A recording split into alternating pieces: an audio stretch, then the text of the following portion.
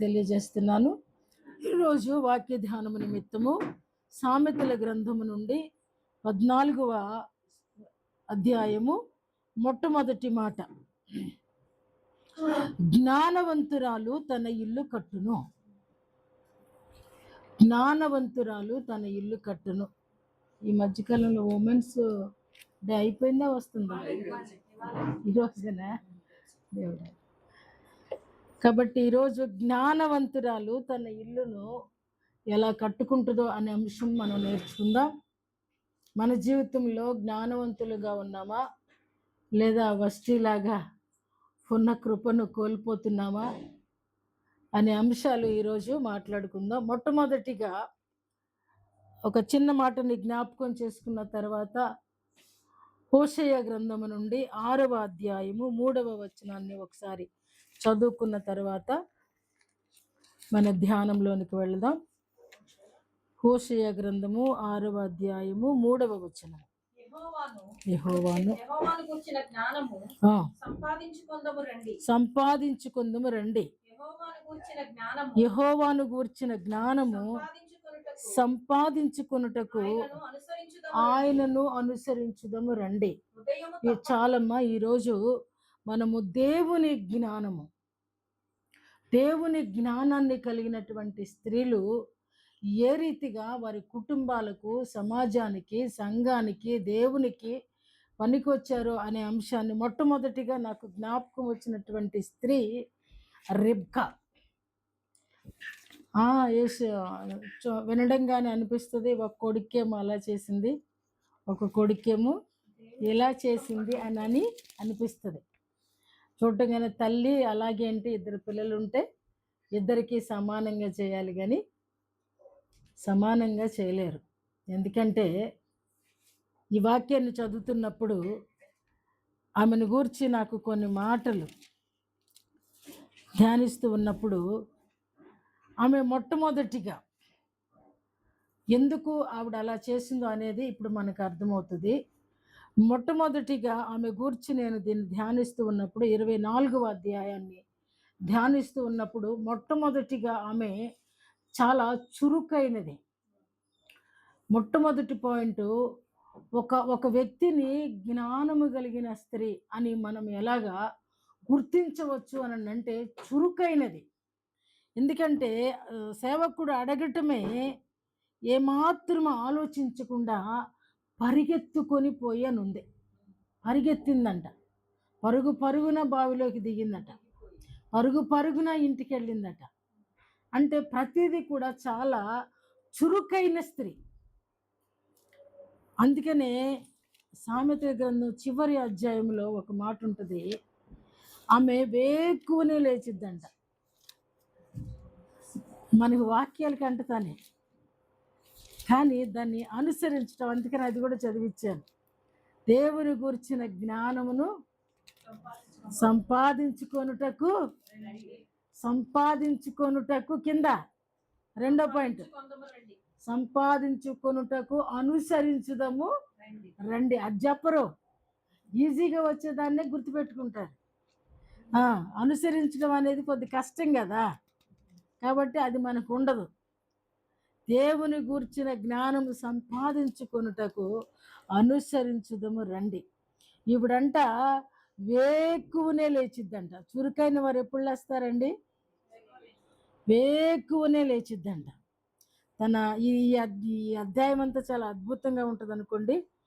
ఆమె ప్రతీదీ కూడా చాలా అద్భుతంగా చేస్తుందంట. ఆమె తన వ్రాళ్లతో కదురు పట్టుకొని వడుకును, దీనులకు తన చేయి చాపును, దరిద్రులకు తన చేతులు చాపును, తన ఇంటి వారి చలి తగులునని భయపడదు. ఆమె ఇంటి వారందరూ రక్తవర్ణ వస్త్రములు ధరించిన వారు కదా. కాబట్టి ఇంకెక్కడుంది వేకునే లేచిద్దనే మాట. ఆమె తన ఇంటి వారి నడతను బాగా కనిపెడుతుందట. ఆ మాటలు నేను చదివాను. ఆమె ఆ కృపగల ఉపదేశము, జ్ఞానము కలిగి తన నోరు తెరచును. వారందరినీ మించిన దానివని తన భర్త పొగుడుతాడట. కాబట్టి ఆమె దూరము నుండి ఆహారము తెచ్చుకొనును. ఆమె చీకటితోనే లేచి, ఆమె 15వ వచనం, ఆమె చీకటితోనే లేచి తన ఇంటి వారికి భోజనము హోటల్ నుంచి తెచ్చుకోదన్నమాట. హోటల్ నుంచి తెచ్చుకునే వాళ్ళందరూ కూడా సోమరులు అనమాట. కాబట్టి ఇక్కడ వేకువనే లేస్తుంది. చాలా చురుకైన వారు అర్లీగా లేస్తారు. సోమరులు మాత్రమే మంచాల మీద పడి ఉంటారు, లేవలేరు. లేస్తున్నామని అనుకుంటారు కానీ లేవరు, లేస్తున్నామని చెప్తారు కానీ లేవరు. ఉట్టిదే, అబద్ధం. కాబట్టి స్త్రీల గురించి కాదండి, సంఘము గురించి ఈరోజు సందేశం. జ్ఞానవంతురాలు అని అంటే స్త్రీ అని కాదు అక్కడ లెక్క. సంఘం వేకువనే లేవాలి. చురుకైన వారు లేకువనే లేస్తారు. రెండవది నాకు తట్టిన మాట 24వ అధ్యాయంలో, ఆమె చాలా దయగలిగిన మనిషి. చాలా దయ. ఆ చిన్న వయసులో ఇంత పెద్ద ఆయన అమ్మ దాహం ఇవ్వు అనడం కానీ మారు మాట్లాడలేదు. నువ్వు త్రాగయ్యా, నీ మందకు కూడా నేను దయగలిగింది. ఎందుకంటే చురుకైన వారు షార్ప్గా ఉంటారనేది మనం నేర్చుకోవలసినటువంటి సత్యం. చురుకుదనం ఉంది అని అంటే వాళ్ళల్లో ఏముందంటే షార్ప్నెస్ ఉంది. అంటే వెంటనే స్పందించే హృదయం ఉంది, అందులో దయ ఉంది.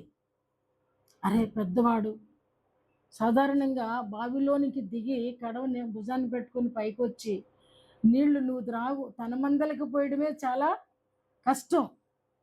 ఇదేంటయ్యా బాబు, నా మందలు అట్లా పెట్టి నీకు ఎలాగ పోస్తానంటాం. నీకు పోయటం అంటే పర్లేదు, మళ్ళీ నీ పశువులకు కూడా నేను పోయటం ఎలాగా. కానీ ఈమె ఉండడానికి ఆ కూతురు లాభాను కూతురైనప్పటికీ కూడా, బెతూయేలు కూతురైనప్పటికీ కూడా చాలా దయగా ఉంది. మూడవ మాట చూస్తే చాలా హెల్పింగ్ నేచర్ ఉంది. ఎవరికైనా సహాయం చేయగలిగింది. బాబాయ్ మా నాన్న తిడతారు లేదా మా అన్న ఊరుకోడు అనే మాట అనలా. చెప్పటంగానే పరుగు పెట్టింది. ఇదిగో మన ఇంటికి ఒక అతిథి వచ్చాడు, ఆయన ఎవరో కాదు మన అత్త కుమారుడే అంటూ కూడా. తర్వాత మంచి గుడ్ క్యారెక్టర్, ఆమె గురించి వ్రాయబడిన మాట ఆమె కన్యక. ఇంకొక మాట ఏమనుంది, కన్యక ప్రక్కన ఏ పురుషుడును ఆమెను కూడలేదు. కన్యక, మంచి క్యారెక్టర్ ఉన్నటువంటి స్త్రీ, తన గుణాన్ని కాపాడుకుంది. మందను మేపుతున్నప్పటికీ కూడా, చాలామంది కలిసి ఉంటారు కదా మందలను మేపుతున్నప్పుడు, ఎక్కడ కూడా తన క్యారెక్టర్ మీద మచ్చపడని లేదు. ఒక మంచి క్యారెక్టర్ కలిగినటువంటి బిడ్డ, మంచి సమయానుకూలమైన జ్ఞానం కలిగింది. ఎలా చెప్తారు మీరు ఏమన్నా మాట్లాడారా? చక్కగా ఆ యొక్క ఎలియాజరు చెప్పడం కానీ ఆ మాటలన్నీ విని, తర్వాత తన తల్లిదండ్రులతో కూడా ఏమందంటే, వెంటనే నేను నా యజమానుడు ఇలాంటి వాడు, నా యజమానునికి ఒక కుమారుడున్నాడు, నా యజమానుడు ఇలాంటి ప్రార్థన పరుడని చెప్తున్నప్పుడు వెంటనే సమయానుకూలముగా స్పందించేటువంటి జ్ఞానం. చివరిగా ఆమె పట్ల దేవుని అనుగ్రహము ఉన్నటువంటి బిడ్డ కాబట్టే దేవుని జ్ఞానం ఉంది, చురుకుదనం ఉంది, దయ ఉంది, హెల్పింగ్ నేచర్ ఉంది, మంచి క్యారెక్టర్ ఉంది, మంచితనం కూడా తనకి ఉంది అని మనం తెలుసుకోవచ్చు. దట్టు హానర్ అనేది కూడా ఉంది. ఎలా ఇస్సాకును చూడంగానే ఒంటె దిగి చెప్పండి, ముసుగు తర్వాత ముందు దిగాలి కదా. అంటే హానర్, పెద్దల ఎడల, యజమానుల ఎడల. ఈమె కూడా ధనవంతురాలే అయినప్పటికీ కూడా అందుకని నేనేమంటున్నానంటే జ్ఞానవంతురాలు కనుకనే ఆమె అంటున్నటువంటి అద్భుతమైన మాట ఒకటి చూస్తే 27వ అధ్యాయం చూడండి. 27వ అధ్యాయం 45వ వచనం చూసినప్పుడు 45వ వచనం చూసినప్పుడు అన్న కోపము నీ మీద నుండి తొలగి నీవు అతనికి చేసిన వాటిని అతడు మరచు వరకు లాబాను నొద్ద కొన్నాళ్ళు ఉండుము. అప్పుడు నేను అక్కడ నుండి నిన్ను పిలిపించెదను. ఒక్కనాడే మీ ఇద్దరిని నేను పోగొట్టుకొననేలా అని. చూసారా, ఇది ఆమె క్యారెక్టర్ని చూపిస్తుంది. ఎందుకు అనంటే అసలు ఒక్క యాకోబునే ప్రేమించే లెక్క అయితే ఏసెప్పోతో పేడు అనుకునేది. కానీ ఆవిడ అంటున్న మాట, ఒక్కనాడే నేను ఇద్దరు బిడ్డల్ని నేను పోగొట్టుకోలేను, మీరిద్దరు కొట్టుకుని చచ్చిపోతే నేనెలాగా? కాబట్టి కొన్నాళ్ళు నువ్వు చాటుకెళ్ళు, కొన్నాళ్ళు చాటుగా ఉండు, ఆ తర్వాత నేనే నిన్ను పిలిపిస్తాను. ఇద్దరూ నాకు కావలసిన వారే. యాకోబు అంటే ఎందుకు 1% ప్రేమ అంటే, యాకోబు బయటికి వెళ్ళేటువంటి వాడు కాదు. యాకోబు ఆమె చుట్టూరు తిరుగుతూ ఉండేవాడు. ఆ సాధువై గుడారం ఆమెతో పాటే ఉన్నాడు. కాబట్టి మనల్ని ప్రేమించేవాళ్ళు, మనతో పాటు ఉండేవాళ్ళు, మనకు కూరగాయలు కోసి పెట్టేవాళ్ళు అంటే ఇంకొక రవ్వ ప్రేమ ఎక్కువ కదా. అంతేగాని ఆమె స్వార్థంతో అలా చేయలేదు. దేవుని ప్రణాళిక ఎరిగి ఉన్నటువంటి స్త్రీ. ఎందుకంటే దైవ చిత్తం అంతా తన జీవితంలో నెరవేర్చబడడాన్ని తన వివాహంలో తను చూసింది కదా. తన వివాహంలో తను చూసింది కాబట్టే అద్భుతంగా ఇద్దరిని కాపాడుకుంటమే కాదు, ఒక శ్రేష్టమైన ఆమె పెంపకంలో పెరిగినటువంటి ఒక శ్రేష్టమైన కుమారుని ద్వారా 12 గోత్రాలకు తల్లయిందండి కదా. 12 గోత్రాలు సంపాదించేటువంటి కుమారుణ్ణి ఆవిడ సిద్ధపరిచింది. కనుకనే ఆమె నేను అంటున్నాను, తన ఇంటిని కట్టుకుంది. తన ఇల్లు కట్టుకుందా? అద్భుతంగా 2 ఇళ్ళు కట్టింది. దూరంగా ఉన్నటువంటి యాకోబుని అలా ఉన్నప్పటికీ ఇక్కడ ఏశావు కూడా అద్భుతమైనటువంటి భూ సంబంధమైన ఆశీర్వాదాలు తను పొందుకుని ఉన్నాడు. తమ్ముడు నాకెందుకురా, నాకే కావలసినంత ఉంది అంటున్నాడు. అంటే అతన్ని కూడా దేవుడేమి కూడా తక్కువ చేయాల. అంటే బిడ్డలిద్దరినీ కూడా దేవుడు పైకి లేవనెత్తాడు. పిత్రార్జితమే బోళ్ళంతుంది. కాబట్టి ఆమె జ్ఞానవంతురాలు. ఇందాక తేజ చెప్తూ వస్తే మరి సమయానుకూలమైన జ్ఞానం నాకు తోచింది. ఇక్కడ ఒక మాట తను చెప్తూ తను మైనస్ అన్నప్పుడు నేను కూడా దానికి ఏకీభవిస్తున్నాను. ఎందుకనంటే ప్రతి సందర్భంలోనూ రాజులు జ్ఞానులు మన సమస్యలను పరిష్కరించరు. 13వ వచనంలో ఉన్నమాట, విధిని రాజధర్మమును ఎరిగిన వారందరి చేత రాజు ప్రతి సంగతి బ్యాడ్ కదా, ప్రతి సంగతి ఎలా పరిష్కరిస్తాం? రాజు కుటుంబం, ఇది కుటుంబ సమస్య. కొన్ని సమస్యలు మనమే పరిష్కరించుకోవాలి. ఇది బయట సమాజంలోకి తీసుకెళ్ళకూడదు. ఇక్కడ ఈ మాట నాకు అస్సలు బాగాలేదు. విధిని రాజధర్మమును ఎరిగిన వారందరి చేత రాజు ప్రతి సంగతిని పరిష్కరించుకునేవాడు గనుక, అంటే చేతగాని వాడు గనుక అనొచ్చు. చేతయ్యుంటే ఖచ్చితంగా జ్ఞానాన్ని బట్టి నడుచుకుంటాడు. అరే ఇది సందర్భం కాదే, చక్క మంచిగా ఉన్నప్పుడు చూడు అంటే రాజు ప్రతిదీ పబ్లిక్కే. మన జీవితాల్లో కూడా మనం నేర్చుకోవాల్సింది, ప్రతిదీ పంచాయతీలోకి తీసుకెళ్ళకూడదు. ఇతను కూడా మరి జ్ఞానహీనుడుగా ఇక్కడ మనకు కనబడుతున్నాడు. తన భార్యని పిలవడం అనేది తప్పు కాదు, కానీ సమయము సందర్భాన్ని కూడా చూడాలి. చూడాలి. ఒక్కరోజు కాదు తాగింది, 7 రోజులు తాగారు. అయితే ఈమెను కూడా నాకు అనిపించింది, ఆ త్రాగుబోతోడు పిలిచాడు కదా, ఆడెవ్వరమంతే ఇంక తెలుసు కదా, ఒకసారి అట్లా కనబడి ఏదో బాలేదని వెళ్ళిపోయి ఉంటే రాణిగా నిలబడేదేమో అని అనిపించింది.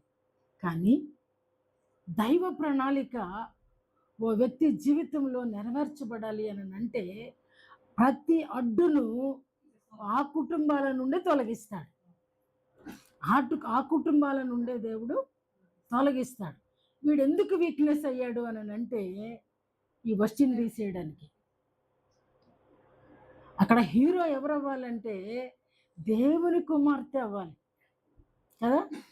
అసలు ఆమె పేరటే గ్రంథం ఉంటే ఆవిడ్ని గొప్ప చేయకోకుండా ఆవిడంటున్న అద్భుతమైన మాట చూద్దామా. ఎస్తేరు గ్రంథం 4వ అధ్యాయం. అసలు ఈ యొక్క గ్రంథానికే మూలపాఠం 16వ వచనం అండి. అంత వద్దమా. ప్రవేశించుట న్యాయ వ్యతిరిక్తముగా నున్నను, నేను రాజునొద్దకు ప్రవేశించదను. అబ్బాబ్బాబ్బా, జ్ఞానం అంటే ఇది కదా. ఎంత ధైర్యం కావాలో తెలిసిన. అక్కడక్కడే ముసుకేసేస్తారు, హామానికి వేసినట్టు ముసుగు. కానీ న్యాయ వ్యతిరిక్తము, న్యాయ వ్యతిరేకము. ఈవిడ వెళ్ళడం న్యాయమే. భర్త పిలిచాడు కాబట్టి భర్తగానైనా హానర్ చేయాలి. కానీ ఆవిడ చేయలే. ఆవిడ తీసివేయుట న్యాయమే. ఈవిడ రాజు దగ్గరికి వెళ్ళుట న్యాయ వ్యతిరేక్తము. అయినను నేను వెళ్తా. దేవునికి అనుకూలము, రాజుకి వ్యతిరేకం. అయినా నేను వెళ్తా. ఓవేళ చనిపోయాను అనుకో, చనిపోతా. చనిపోయాను అన్నవాడు, చనిపోతాననే లోపల భయం ఉన్న పిరికోడు ఎవడో కూడా ఆ టైంలో వెళ్ళడు. అది ఊరికే అంటుంది ఆ మాట. నేను నశిస్తాను. ఎందుకంటే ఉపవాస ప్రార్థన చేసిన తర్వాత దేవుడు సమస్తాన్ని కూడా నింపుతాడు. ఆవిడ చెలికత్తలు, వాళ్ళ బాబాయి, ఒక 12 ఆ సంస్థానాల వారు కూడా ఉపవాస ప్రార్థన చేసిన తర్వాత ఇంకా న్యాయం ఏంటి? ఆమె వెళ్ళేదే న్యాయం. ఆమె రాజు ఎదుటకు వెళ్ళేదే న్యాయం. ప్రజల పక్షంగా నిలబడటమే న్యాయం. ప్రజల కొరకు నిలబడటమే న్యాయం. ఎందుకంటే రాజును ఇక్కడ ఒక అడుగు కిందకి దిగుతున్నాడు రాజు. ఏమంటలేదు, రాజదండం మాత్రం చూపించాడు. ఇక్కడేమో చూడండి, దేవుని జ్ఞానము అనుసరింతుము రండి. ఈవిడ జ్ఞానానుసారంగా వెళ్తుంది. ఆవిడేమో ఉన్న జ్ఞానాన్ని వాడుకోలేకపోయింది. ఇక్కడ రాజేమో రానందుకేమో ప్రజల చేతిలో ఆమెను పడేశాడు. వచ్చినందుకేమో ఓటు మీద ఏలెట్టుకుని రాజదండం మాత్రం చూపించాడు. దేవుని అనుసరించే వాళ్ళకి అందుకనే దేవుని జ్ఞానం సంపాదించడం అనేది ఎలాగా అంటే, దేవుని అనుసరించిన వాడు సంపాదిస్తాడు. దేవుణ్ణి అనుసరించింది ఈవిడ. వాళ్ళ బాబాయ్ మాట వింది కదా. రాణి అయిపోయిన తర్వాత అందాల పోటీలోకి వెళ్ళిపోయినాక, సినిమాల్లోకి వెళ్ళిపోయినాక అమ్మల నాన్నల మాట వినరిక. అంటే ఒక స్టార్డమ్ వచ్చిన తర్వాత, స్టార్లేగా అంటారు వీళ్ళే, స్టార్డమ్ వచ్చేసిన తర్వాత డామ్ అని పడిపోయే వరకు కూడా ఎవరిని కూడా లెక్క చేయరు. ఏ రూమర్లు వచ్చినా లెక్క చేయరు. కానీ ఇక్కడ ఆవిడ దేవుని అనుసరించింది కాబట్టి న్యాయ వ్యతిరిక్తముగా ఉన్నను, నేను రాజు ఎదుటకు వెళతాను. నేను ఒక్కదాన్ని నశించిపోయానంటే 12 సంస్థానాల వాళ్ళు బ్రతుకుతారు కదా. హామాను ఒక్కడు పోతే 12 సంస్థానాల బ్రతుకుతారు. 127 సారీ 127 సంస్థానాల వారు. హామాను ఒక్కడిని తీసేయాలంటే అది న్యాయ వ్యతిరేక్తమైన కూడా నేను నిలబడాలి. అంటే ఒక విధంగా చెప్పాలంటే ఈవిడ ఏ పాత్ర తీసుకుంది అని అంటే యేసు ప్రభు పాత్ర తీసుకుంది. ఒక విధంగా తీసుకోవాలంటే యాజకుడి పాత్ర తీసుకుందాం. ఏమండి? యాజకుడి పాత్ర అంటే ఆ యొక్క సంస్థానానికి అటు రాజుకి మధ్య ఒక మీడియేటర్గా, మధ్యవర్తిగా ఒక ఆడపిల్ల, ఒక చిన్న బిడ్డ, ఒక తల్లిదండ్రులు లేని బిడ్డ, ఏ విధమైనటువంటి పరపతి లేని బిడ్డ, ఏ విధమైన సపోర్ట్ లేనటువంటి బిడ్డ. దీన్నే మనం ఏమంటున్నామంటే జ్ఞానం. అంటే నిలబడవలసిన పరిస్థితులు వచ్చినప్పుడు నిలబడలేకపోవటం అజ్ఞానం. చేయవలసిన సహాయము మనకు అవకాశం వచ్చినప్పుడు చేయలేకపోవడం అనేది అజ్ఞానం. చాలా స్వార్థంగా క్రైస్తవుడు ఆలోచిస్తాడు. మనుషుల చుట్టూరు కూడా ఏం గీసుకుంటారంటే క్రికెట్ వాళ్ళు కానీ గీస్తారు కదా బౌండరీస్. ఏమండి? అడిదో రన్స్ కోసం వేస్తాడు బౌండరీస్. కానీ క్రైస్తవుడు అనేవాడు దేని కొరకు బౌండరీస్ గీస్తాడంటే స్వార్థము కొరకు. పక్కనోడు ఏమైపోయినా పట్టించుకోరు కొన్నిసార్లు. సంఘం ఏమైపోయినా పట్టించుకోరు కొన్నిసార్లు. చిన్ని సహాయం చేయడానికి కూడా న్యాయం అనుకుంటారు, కానీ అది న్యాయ వ్యతిరేకం. అంత స్వార్థం క్రైస్తవుడికి పనికిరాదు. ఓవేళ ఈవిడ ఇలా స్వార్థంగా ఉండుంటే ఒకళ్ళు కాదు, ఇద్దరు కాదండి, యూదులు అనబడేవారు ఆనాడే ఈ హామానుగాడు భూమి మీద నుండి తుడుపు పెట్టేసి ఉండేవాడు. కానీ దేవుని పిల్లలను ముట్టుకున్నవాడు తన కనుగుడ్డును ముట్టుకున్నట్టే. కాబట్టి హామాన్ అనేవాడు దేవుని కనుగుడ్డు ముట్టాలనుకున్నాడు. కాబట్టి దేవుడు అక్కడ ఒక మోర్దుకాయని కాదండి లేపింది. ఎవరు నిలబడితే ఆ రాజ్యం వర్ధిల్లుద్దో, ఎవరు నిలబడితే అక్కడ అద్భుతం జరుగుద్దో, ఎవరు ప్రాణాలకు తెగించి నిలబడగలరో సరైన వ్యక్తిని మాత్రమే దేవుడు ఎన్నిక చేసుకుంటాడు. అయితే మన జీవితాలలో కూడా చాలా స్వార్థంగా నా దృష్టికి వచ్చిన సందర్భాలు, కుటుంబం గురించి నేను చెప్పను కానీ చాలామంది, నేను, నా పిల్లలు, నా భర్త, నా భార్య, మా అమ్మ, మా నాన్న, అంతే. ఇంకా ఒకదాన్ని కొంచెం ప్లస్ చేస్తే వాళ్ళ అక్క చెల్లెళ్ళు, అన్నదమ్ములు. ఈ బౌండరీ నుండి మాత్రం ఎట్టి పరిస్థితుల్లో బయటికి రా. ఇప్పుడు చదువుతున్నప్పుడు నాకు అదే జ్ఞాపకం వచ్చింది.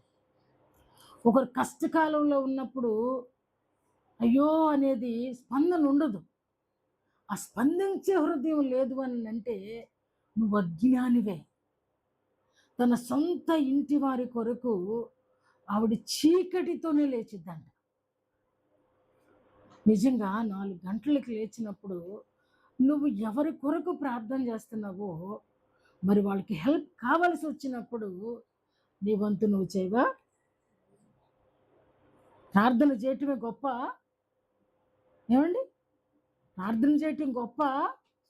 ప్రార్థన చేసేవాడు ఏమంటాడంటే జ్ఞానము సంపాదించుకుందాము రండి అంటాడు. ఎలా సంపాదించుకోవాలనేది వాడు ఆలోచించడు. దేవుణ్ణి అనుసరిస్తేనే జ్ఞానము సంపాదించుకుంటాడు. అది మాత్రం అర్థం కాదు. వీడు ముందు ముక్కే పట్టుకుని వేలాడుతూ ఉంటాడు. అది ఎలాగ పట్టుకోవాలో తెలియదు. ఈమెకి ఎలా నేర్పించాడండి జ్ఞానం? ఉత్తరం రాసి పంపించాడు. మీడియేటర్స్ని వాడుకున్నాడు. తను లోబడే వరకు కూడా తన బాబాయ్ తనని నడిపించాడు. ఈవిడ ఆ రీతిగా జ్ఞానాన్ని సంపాదించుకునే నిలబడింది కదా. ఎక్కడైనా జ్ఞానాన్ని సంపాదించుకోమని చెబుతున్నప్పుడు దాన్ని ముక్కలు చేసినప్పుడు సంపాదన అనేది ఎప్పటికీ కూడా రానే రాదు. మనం ప్రార్థన చేయటం ఎంత ప్రాముఖ్యమో, ప్రార్థన తరువాత సహాయపడటం కూడా అంతే ప్రాముఖ్యం. దాన్నే జ్ఞానము అంటాం. అంటే ఏది నువ్వు ధర్మశాస్త్రపు విధులను అన్నిటిని అనుసరిస్తావో అదే జ్ఞానము. అదే చెప్తుంది ధర్మశాస్త్రం. కాబట్టి జ్ఞానముగా ఎస్తేర్ రాణి ప్రవర్తించింది అని చెప్పడంలో ఏ మాత్రము కూడా సందేహము లేదు. మొదటి రిబ్కా ఏ రీతిగా తన కుటుంబాన్ని, తన కుటుంబాలను కట్టుకొని ఈరోజు ఎంతవరకు తన భర్త ఒకడే, ఇస్సాకు ఒక్కడే ప్రార్థన చేస్తున్నాడు, ధ్యానిస్తున్నాడు అని చెప్తూ ఉంటారు. కానీ భూమిక అనేది స్త్రీనే పోషిస్తుంది ఎక్కువ. స్త్రీనే ఆ సలహా ఇచ్చింది కూడా ఆవిడే. ఇస్సాకుకి సలహా చెప్పింది, తన కుమారుణ్ణి పంపివేసింది, సమస్తం కూడా ఆమె. ఆమె ప్రార్థన వెనకాల ఉంది కాబట్టి మోసం చేసి వెళ్ళిపోతున్నా సరే దేవుడు యాకోబుని దర్శించాడు. తన తల్లిదండ్రుల ప్రార్థన కాపుదల ఉంది కాబట్టే యాకోబు సురక్షితంగా 11 మంది సంతానంతో, అదే పొట్టలో కాముంది ఒకడున్నాడు, అలాగా మందలతో దాస్యాలతో 2 గుంపులుగా వచ్చాడండి. ఒక గుంపు కాదంట, ఒంటరిగా వెళ్ళినోడు 20 సంవత్సరాలకి 2 గుంపులుగా. ఎంత ప్రార్థన, ఎంత జ్ఞానం అండి. కాబట్టి జ్ఞానము సంపాదించడానికి దేవుని మాటలు అనుసరించాలి, వాక్యానుసారంగా ఉండాలి. మూడవ వ్యక్తి చిన్నది, ఆమె పాపం పేరు కూడా రాయబడలా. 2వ రాజుల గ్రంథంలో నయమాను సైన్యాధిపతి దగ్గర ఉన్నటువంటి ఓ చిన్న బిడ్డ. వీళ్ళందరూ కూడా పెద్ద పెద్దగా, ఆ రాహేలు చూస్తేనేమో, రిబకా చూస్తేనేమో గొర్రెలు మేపేది, ఈవిడేమో అసలు ఎస్తేరు చూస్తేనేమో అసలు ఆవిడ వృత్తి కూడా ఏమి చేస్తున్నట్లు లేదు. ఆమెకు అలంకరణకు కూడా మనసు లేదు. బహుశా చిన్నప్పటి నుంచి చేసుకుని ఉండదేమో, అసలు అవసరం లేదు అని అనుకుందేమో, నా ప్రార్థనే నా అలంకరణ అనుకుందేమో కదా. నా సౌందర్యాన్ని కాదు వాడు చూసేది, నా దేవుని మాట అతను నెరవేర్చాలని అనుకుందేమో. మూడవదిగా ఈ చిన్న బిడ్డ సాధారణంగా చెరగా తీసుకొని పోయినప్పుడు ఎలా ఉంటుందంటే, తల్లిదండ్రుల నుంచి, రక్త సంబంధుల నుంచి, తన దేశము నుండి, తన వారందరి నుండి ఒక చిన్న బిడ్డను తీసుకొని వెళ్ళిపోయినప్పుడు నిజంగా ఎంత బాధ ఉంటుంది, ఎంత వేదన ఉంటుంది. ఆ తీసుకుని వచ్చిన వాళ్ళ మీద ఎంత కోపం ఉంటుంది, ఎంత కోపం ఉంటుంది. అవకాశం వచ్చినప్పుడల్లా కూడా పొడిచేయాలి, చంపేయాలి, ఇటు చచ్చిపోవాలి, నేను మా అమ్మోళ్ళ దగ్గరికి వెళ్ళిపోవాలి, ఎట్లా చాట్ నుంచి వెళ్ళిపోవాలా, ఎటు నుండి వెళ్ళిపోవాలా, ఎవరితో ఇలాంటి ఆలోచనలు వస్తాయి. కానీ ఈ చిన్నదే ఎవరు ఆశ్రయం ఇచ్చారో, ఎవరి దగ్గర ఉందో ఆవిడ ఆ చిన్నది ఆలోచిస్తుంది, అరే నా యజమానుడికి ఇలాంటి రోగం ఉందా, ఇలా వేరుగా ఉంటున్నాడా, ఇంత బలవంతుడా, ఇంత సైన్యాధిపత, అరే ఈ మాట నా దేశంలో మాకు మంచి దేవుడు ఉన్నాడే, మాకు మంచి ప్రవక్తలు ఉన్నారే, వారి గురించి చెప్తే నా మాట వింటారా? ఏమండి, చిన్నపిల్లలు చెప్తే మనం ఏమన్నా తీసుకుంటామా? కానీ నిజంగా ఈ యొక్క నయమాను భార్య కూడా ఒబీడియంట్ అని చెప్పాలి. ఒక చిన్న బిడ్డ చెప్పినటువంటి మాట తను తీసుకుని వాళ్ళని సాగనంపటం కదా, ఎంతో విలువైనటువంటివి ఇచ్చి మరి తిరిగి ఇజ్రాయెల్ దేశానికి పంపించడాన్ని మనం ఇక్కడ చూస్తున్నాం. కానీ అద్భుతం ఏంటంటే, అతనికి అవిశ్వాసం ఉన్నా సరే దేవుని కార్యము అక్కడ దేవుడు జరిగించడం. అతడు కొంచెం అజ్ఞానంగానే ఉన్నాడు. ఏమి, మా దేశం కంటే ఇక్కడ యూఫ్రటీస్ నది మాకుంది, మేమేమనుకుంటున్నాడు ఈయన, వచ్చి చెయ్యాడెచ్చక నేనేమనుకుంటున్నాడు నన్ను, నేనేమన్నా మామూలున్నా, నేను సైన్యాధిపతిని, ఏదేదో అనుకుని నేను మునగను అన్నాడు.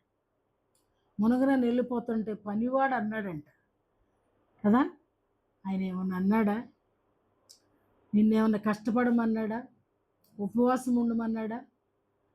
నైల్లో మునిగితే చాలన్నాడు కదా యోర్దానులో. ఆ మాట విన్నాడండి. అజ్ఞానికి కూడా మాట వింటే జ్ఞానం వస్తుంది కదా. మాట వినుట శ్రేష్టము అంటే దాని అర్థం అదే. కొన్నిసార్లు మన జ్ఞానం సరిపోనప్పుడు సాధారణంగా ఆ మనుషులు ఏమనుకుంటారంటే, నాకు తెలిసినంత పక్కనోడికి తెలియదు అనుకుంటారు. నాకు తెలిసినవన్నీ ఎవ్వరికీ తెలియదు అనుకుంటారు. నేనే జ్ఞానిని అనుకుంటారు. అందుకనే ఎవరు చెప్పినా సరే ఆ మాట వినుకోకుండా ఏం చేస్తారంటే, వాళ్ళు చేయాల్సింది చేస్తారు. మా మాస్టర్ అట్ట చేసేవాడు.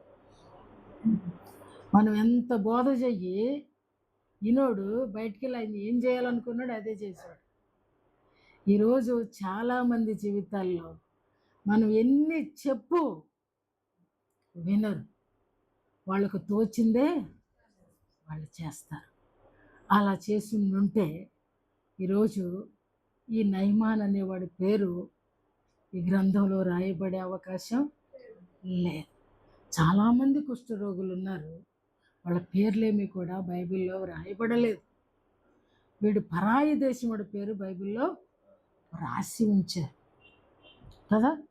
ఆ చిన్న బిడ్డ చెప్పినటువంటి బోధ వినటం కాబట్టి తన భర్త కుష్ఠరోగాన్ని పోగొట్టుకోవడానికి ఆ ముఖ్య భూమిక పోషించింది. అంటే ఎవరిని జ్ఞానవంతులు అనొచ్చు అంటే, నయమాను భార్యనే మనం జ్ఞానవంతురాలు అనొచ్చు. జ్ఞానవంతురాలు తన ఇంటిని కట్టుకుంటుంది. అక్కడి నుంచి అతను ఏమడిగాడో చెప్పిన వెళ్ళిపోయేటప్పుడు, మీ దేశపు మట్టే మా బంగారం కంటే శ్రేష్టమైంది అన్నాడు. మీ మట్టి కాస్త ఇవ్వండి అన్నాడు. అంటే మన మట్టి వాడు బంగారము కూడా సమానం. ఒక క్రైస్తవుడు ఉమ్మిలో కూడా స్వస్థత ఉందండి. ఏమండి? ఉమ్మిలో కూడా స్వస్థత ఉంది, నడి కట్టులో కూడా స్వస్థత ఉంది, వస్త్రపు చెంగులో స్వస్థత ఉంది, నీడలో స్వస్థత ఉంది. నీడ, మన నీడ పడితే చూసారా దేవుడు ఎంతగా ఆశీర్వదిస్తే, మానవుడేమో జ్ఞానం సంపాదించుకుందాం అంటాడు కానీ ఆ జ్ఞానం ఎలాగ సంపాదించుకోవాలో ఆ మనుషులకి అర్థం కాదు. ఎందుకనంటే నాకు తెలిసిందే నాకు తెలుసు, నాకు తెలిసిందే సత్యం, నాకు తెలిసిందే జీవం, నాకు తెలిసిందే నా మార్గం. ప్రభు అంటున్నాడు, అరే నీ ఆలోచన ఏది కూడా నీ మార్గము కాదు, నా మార్గమే నీ మార్గం, నేనే సత్యం, నేనే జీవం. ప్రార్థన చేసే ప్రతి ఒక్కరూ కూడా మీ సర్కిల్ని, మీ బౌండరీస్ని కొంచెం ఛేదించి ఆలోచించాలని దేవుని పేరట హెచ్చరిస్తున్నాను. మాట వినుట ఎంతో శ్రేష్టము, మాట వినుట శ్రేష్టము. మనం ఎవరం కూడా పెద్దగా లెక్క చెయ్యం ఓ వ్యక్తిని. ఆదికాండము 25వ అధ్యాయంలో ఉంటుంది. కెతూరా నిజంగా అబ్రహాముని దేవుని మాట వినుట వల్ల, దేవుని మాట యందు లక్ష్యముంచుట వలన ఒక్క కుమారుని కొరకు ప్రయాసపడ్డాడు. ఆ తర్వాత శారము చనిపోయిన తర్వాత అబ్రహాము 25 మొదటి మాట, అది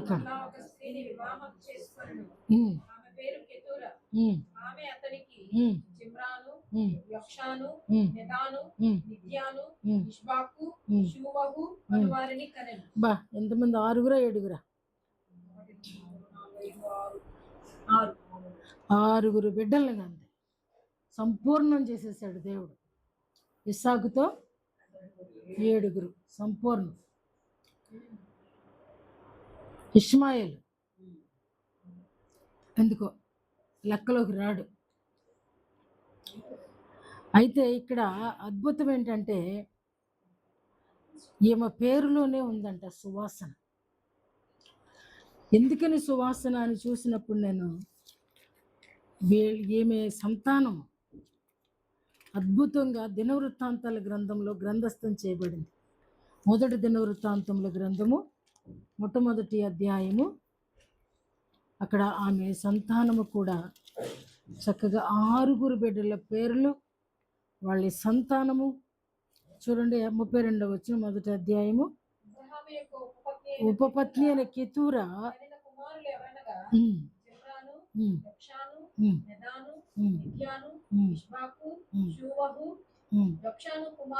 చూసారా, అంటే వాళ్ళందరి గురించి కూడా గ్రంథస్థం చేయబడింది. అంటే ఈ గ్రంథంలో ఇష్మాయేలు లేడంటల్లా, నేను నా దృష్టిలో లేడంటాను. కాబట్టి అది అక్కడ పొరపాట్లో వచ్చినాడు. ఒక వంశావళికి మరి అప్పటికే ఈవిడ ఉంది, ఎందుకంటే ఈమె ఆ ఉపపత్తిని. కానీ ఎందుకు మరి శారమ్మకి ఈవిడ ఆలోచన రాలేదో నాకు అర్థం కాల. ఆవిడని పంపించింది. అది కూడా దేవుని ప్రణాళిక అయితే మనం ఏం చేయలేం. దేవుని ప్రణాళికలో నుండి ఎవరు కూడా తప్పించుకోలేరు. కాబట్టి ఆమె ఉపపత్ని అయినప్పటికీ కూడా అద్భుతమైనటువంటి సహాయము దేవుడు ఆమెకు చేశాడు. నిండు వృద్ధాప్యంలో మరి ఆ రీతిగా 6 కుమారులకు అబ్రహాము జన్మనిచ్చినట్లుగా మనం చూస్తున్నాం. చివరిగా చూసినప్పుడు రూతును చూసినప్పుడు ఆమె కూడా తన ఇంటిని ఏ రీతిగా కట్టుకుందో మనం ఒకసారి ధ్యానం చేసినప్పుడు రూతు గ్రంథము 4వ అధ్యాయంలో 2వ అధ్యాయము చూసినప్పుడు అక్కడ బోయేసు మాట వింటది. మాట వినుట అనే దాన్ని నేను చెప్తున్నాను. 8వ వచనం చెప్తున్నాడు, నా కుమారి నా మాట వినుము, వేరొక పొలములో ఏరుకొనుటకు పోవద్దు. నిజంగా చూసారా, దీనిని విడిచిపోవద్దు. ఆ మాట ప్రకారమే ఆ పొలములోనే పరిగే ఏరుకుంది. తర్వాత అధ్యాయానికి వచ్చేసరికి తన అత్తగారు అంటున్నమాట, నా కుమారి నీకు మేలు కలుగునట్లు నేను నీ కొరకు విశ్రాంతి విచారింపవలసిన దానను కదా. కాబట్టి ఆవిడ చెప్పినటువంటి మాట, అక్కడ అత్తగారి మాట కూడా చాలా అద్భుతంగా ఆవిడే విన్నది. కారణం ఏంటి అని అంటే, మాట వినుట శ్రేష్టం. తెలియనప్పుడు తెలుసుకోవాలి. తెలియనప్పుడు ఆ మాట, ఆ వివరణ నీకు తెలియనప్పుడు తెలుసుకోవాలి. అసలు వీళ్ళు ఏం చెప్తున్నారో వినాలి. కొన్నిసార్లు మాట పూర్తవకుండానే మాట్లాడతాం. కొన్నిసార్లు ఎదుటోళ్ళ ఫీలింగ్స్ అర్థం కావు. అసలు ఎదుటోళ్ళు ఏం చెప్తున్నారో వినము. సరే సరే సరే సరే అనేసి కరెక్ట్ కాదండి. ఇక్కడ చూడండి, ఎంత జ్ఞానంగా నువ్వే కావాలి, నీ దేవుడే కావాలి అని వచ్చినందుకు ఆ అత్తగారు అంటుందమ్మా, నీ భవిష్యత్తును నేను ఆలోచించాలి కదా. పిలవటం కూడా ఎంత అద్భుతంగా పిలుస్తుందో. అంత ప్రేమని సంపాదించుకుంటేనే కదా. ఆవిడ ఎంత విధేయురాలో, ఎంత విధేయత లేకపోతే నీ దేవుడు నా దేవుడు అనేసి రాగలుగుతాం. భర్త లేనప్పుడు పుట్టింటికి వెళ్ళడమే కష్టం. భర్త సరిగా లేనప్పుడు వాళ్ళ ఇంటికి వెళ్ళలేం. కానీ ఇక్కడ తనంతా విడిచిపెట్టి వచ్చిన పరిస్థితులలో దేవుని అనుగ్రహము ఈ రూతు మీదకి ఏ రీతిగా వచ్చిందో, పెండ్లి అనే మాట ఈ అధ్యాయం ఇక్కడే కనబడుతుంది. బోయేజు రూతును పెండ్లి చేసుకునేను, పరిగ్రహించాను అని ఉంటుంది అంతకుముందు. పెండ్లి అనే మాట క్లియర్గా ఎంత అద్భుతమో. కాబట్టి మన జీవితాలలో కూడా జ్ఞానము కలిగిన స్త్రీ తన ఇంటిని కట్టుకుంటుంది. వష్టి తన ఇల్లు పెరికి వేసుకుందో, తన భర్త పెరికి వేసాడో దాన్ని నేను దాన్ని తీర్మానించలేను. కానీ ఏదేమైనా సరే తన సంకల్పాన్ని కోల్పోయింది.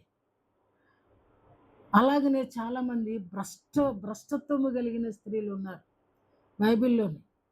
మొట్టమొదటిగా ఆహాబు భార్య భయంకరురాలు, జారత్వము కలిగిన స్త్రీ కదండి. కొంతమంది అబ్బాయిలు ఉన్నారు మోషేకు వ్యతిరేకంగా లేచిన వాళ్ళు, కోరహు, నాదాను, అబీహు, వీళ్ళందరూ కూడా వ్యతిరేకంగా పనిచేసిన వాళ్ళు, దేవునికి జ్ఞానం లేని వాళ్ళు, దేవునికి కృతజ్ఞత లేని వాళ్ళు, దేవుని కలిగి లేనటువంటి పరిస్థితులలో వారి జీవితాలను కొనసాగించిన వారు. వారందరూ కూడా జ్ఞానము లేకనే, అందుకే బైబిల్ అంటుంది, జ్ఞానము లేకయే నా జనులు నశించిపోతున్నారు. జ్ఞానము బ్రతికిస్తుంది, జ్ఞానము దయనిస్తుంది, జ్ఞానము కృపనిస్తుంది, జ్ఞానము ప్రేమనిస్తుంది. అవన్నీ కూడా ఇంక్లూడ్ అయి ఉన్నదే జ్ఞానము. కాబట్టి మన జీవితాలలో రిబ్కా వలె, ఏమండి, ఎస్తేరు వలె, రూతు వలె, కెతూరా వలె, కాబట్టి మనందరము కూడా ఆ చిన్నది ఏ రీతిగా మరి బహుశా ఆ తర్వాత ఆ ఉన్న ఊరికి పంపించాడో లేదో మనకి తెలియదు, కానీ ఆమెను ఇంకెంత బాగా చూసుంటారు అనేది మాత్రం ఊహించగలం ఆ చిన్నదాని విషయంలో కదా. చిన్నదాని విషయంలో తన స్థాయి, అంటే యోసేపు లాగా రాజు అవ్వకపోయినా రాణి అవ్వకపోయినా సరే తన స్థానం అనేది చేంజ్ అయ్యి ఉండొచ్చు. కాబట్టి జ్ఞానం అనేది సంపాదించినప్పుడు మన స్థానాలు మారిపోవటమే కాకుండా, రెబెకా వాళ్ళ ఇంటి దగ్గర గొర్రెలు కాసింది, ఇస్సాకు దగ్గరికి వచ్చిన తర్వాత గాడిదలు కాసిందా? అవసరం రాలా. అక్కడ జ్ఞానం సంపాదించుకుంది, గొర్రెల కష్టాలు చూసింది, ఎండకి ఎండింది, వానకి తడిసింది, మళ్ళా అక్కడ నేర్చుకుని వచ్చింది కాబట్టి తన కొడుకుని ఎక్కడ పంపించిందండి? తిరిగి మళ్ళీ వాళ్ళింటికే పంపించింది. మళ్ళీ వాళ్ళ కూతుర్లే వాళ్ళు చేసుకోవడం జరిగింది. వాళ్ళకి దేవుడు తక్కువేం చేయలే. ఆ లాభాలు కూడా దైవ దర్శనం పొందాడు. అరే, నిన్న రాత్రి నీ గురించి దేవుడు నన్ను గద్దించాడు. గద్దింపేమో, శిక్షించేమి, దేవుని అనుగ్రహం అతని మీదకి వచ్చింది. దేవుని మాటకి భయపడ్డాడు కూడా. మంచికే కానీ చెడ్డకే కానీ నీతో నేను పోట్లాడటానికి నేను రాలేదు, నా పిల్లలు ముద్దు పెట్టుకోవడానికి వచ్చానంటే. చూసారా? అంటే ఆ కుటుంబాలు కట్టబడ్డాయండి, ఆ కుటుంబాలు వర్ధిల్లని. ఈ రూతును గురించి ఆ రాహేలు కుటుంబంలాగా, లేయా కుటుంబంలాగా నువ్వు వర్ధిల్లుతావని చెప్పి దీవిస్తారు. తామారులాగా నువ్వు పేరేసిని కన్నట్టుగా నువ్వు వర్ధిల్లుతావంటారు. నిజంగా రూతు కుటుంబం ఒక స్త్రీ ఏమో 127 సంస్థాన యూదులందరినీ కాపాడితే, మరొక స్త్రీ ఏమో యేసు ప్రభువుని పుట్టడానికి ఆ భూమిక పోషించింది. ఓ తల్లి చూస్తేనేమో 12 మంది కుమారులకి నానమ్మ అయిపోయింది. ఏమండి, నానమ్మ పేరు పోయిద్దా? ఆ చిన్నది చూస్తేనేమో సైన్యాధిపతితో మాట్లాడే అంత ధైర్యం. వీళ్ళందరూ కూడా, అందుకనే నేను అంటాను, జ్ఞానము కలిగిన స్త్రీ. తన ఇల్లు కట్టుకున్నారు, మన ఇల్లు కట్టడానికి కూడా వారి మాటలు మనకు అందిస్తున్నారు. కాబట్టి ఆ మాటలు తీసుకుంటే మనము కూడా ఉట్టి జ్ఞానము సంపాదించుకుందాం అని ఎన్ని రోజులు అనుకుంటా సంపాద్యం ఉండదు. దేవుని జ్ఞానము సంపాదించుకుంటకు దేవుని అనుసరించము అంటే వెళ్ళాలి, ఆయన సన్నిధిలోకి వెళ్ళాలి, ఆయన కృప కొరకు వేడుకోవాలి. అట్టి కృప దేవుడు మనందరికీ సమృద్ధిగా అనుగ్రహించునుగాక. ఆమేన్.